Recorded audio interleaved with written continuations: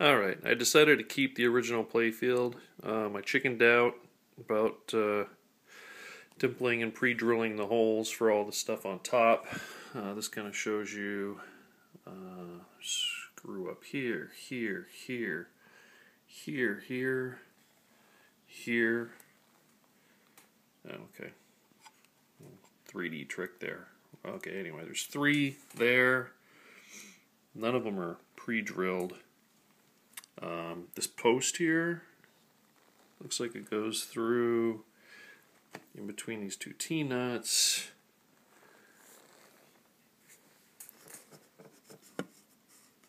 And it's not pre-drilled, so what is that, 6 screws, 7, 8, 9, 10, so it looks like about 10 screw holes are not pre-drilled on this repro. Also, if you look, can't remember how the pictures look on the website, but if you look right there at the font, here's the original.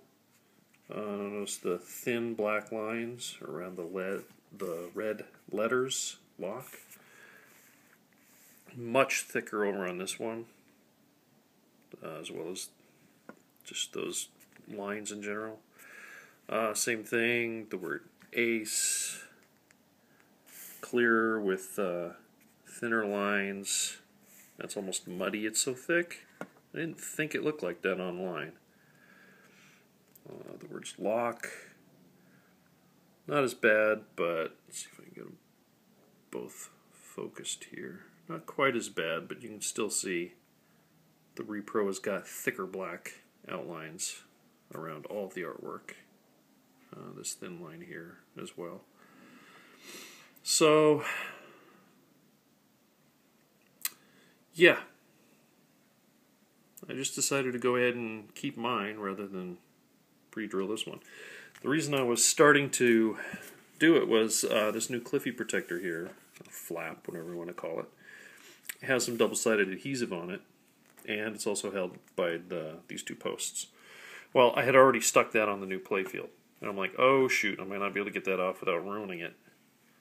But then I figured, you know what, it's cheap enough. If I do ruin it, I'll just buy another one. So I very carefully started prying it up, and I was able to get the adhesive to come off. It's all still on the metal protector, probably because it was only on here for a few minutes.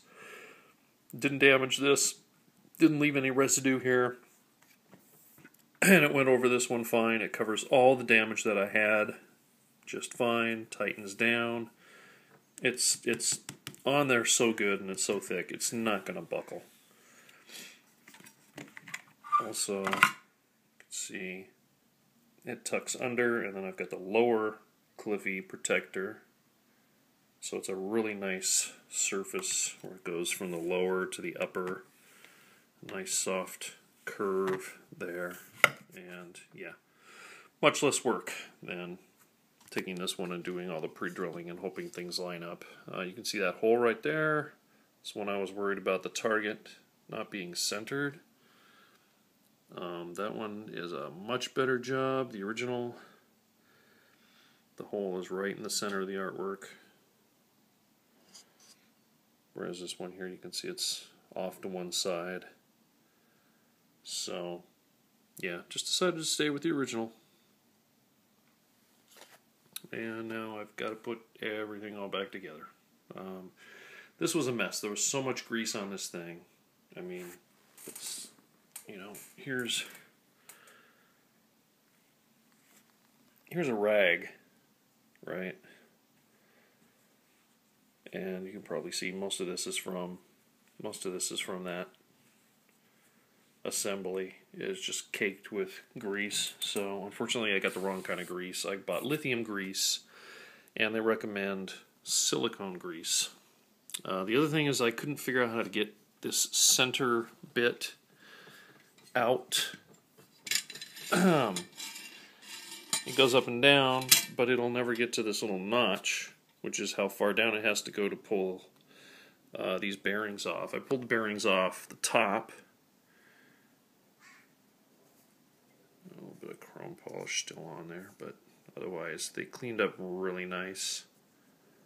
So put some new silicone grease on them. and put it back together, but unfortunately I can't. Like I said, I can't get these bottom ones off.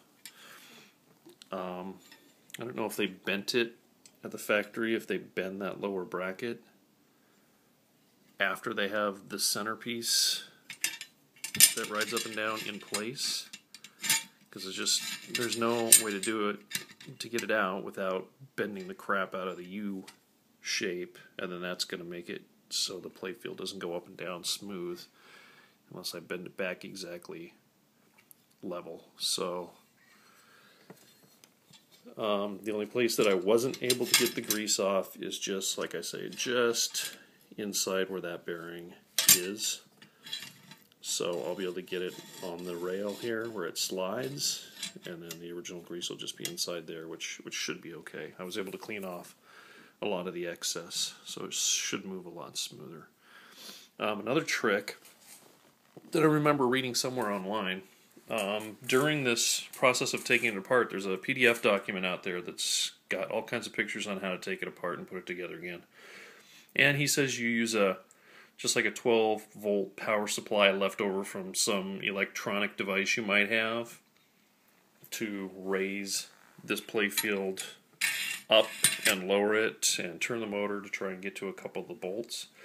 A trick I read somewhere else, I won't take credit for it, is I just have some connectors in my spare parts bin, and I used a 2-pin connector to hook up to the motor, and then just some jumper cables to a 9-volt battery. Okay, now this is a 12-volt motor, but 9-volt moves it just fine. So it might not be moving as fast as the original, but I actually want it to move slower because I'm trying to watch it reach a certain height where the bolts are exposed to be tightened or loosened the best. So just a trick there. You don't have to worry about finding a 12-volt wall power supply or anything, or hooking it back up to your game to get power to it to move it up and down. You can actually hook it up to a 9-volt battery.